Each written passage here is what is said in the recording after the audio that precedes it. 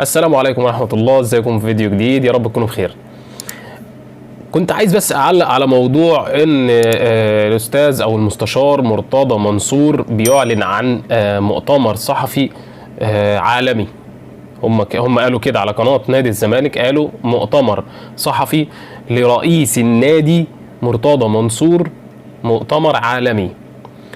في البداية بس كده عشان نكون واقعيين، يعني هو أولا وثانيا وعاشرا هو مش رئيس النادي بحكم قضائي، هو معزول. ده مش كلامنا، ده كلام حكم القضاء. ثانيا، مؤتمر عالمي ازاي وهو في مصر؟ ثالثا، لما هتعمل مؤتمر داخل نادي الزمالك هتعمله ازاي وبأي حق وبأي قانون وبأي صفة؟ دي كلها أسئلة عايزين نعرفها. يعني كلامنا هنا لسيادة الوزير أشرف صبحي المحترم، يعني هل ده صح ولا غلط؟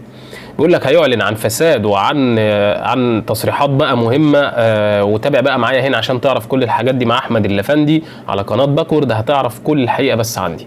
عشان توصلك كل الحاجات دي اتأكد انك عملت اشتراك في القناة ولايك للفيديو وشير على قد ما تقدر عشان توصلك كل الأخبار، وفعل الجرس على الكل.